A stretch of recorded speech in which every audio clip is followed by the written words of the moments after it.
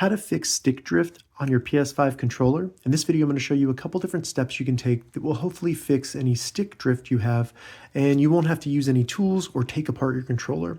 And if this video helps you, please consider giving it a like and also subscribe to my channel because that really helps me out. So the first thing we're going to do is just move the sticks in a certain way to hopefully break up any dirt that has gotten down in the sticks and is causing that stick drift issue.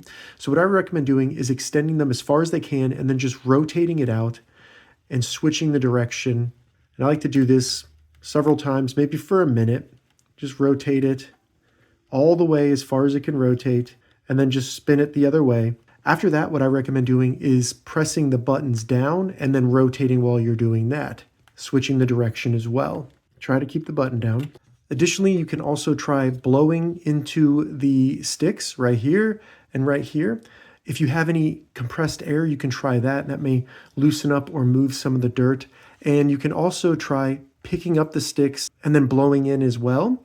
Some other movements you can do are up and down, left and right. Just do that and try to break up any dirt that you can. So hopefully those were some steps to fix stick drift on your PS5's controller without having to use any tools. If this video helped you, give it a thumbs up and please consider subscribing to my channel. Thank you so much for watching.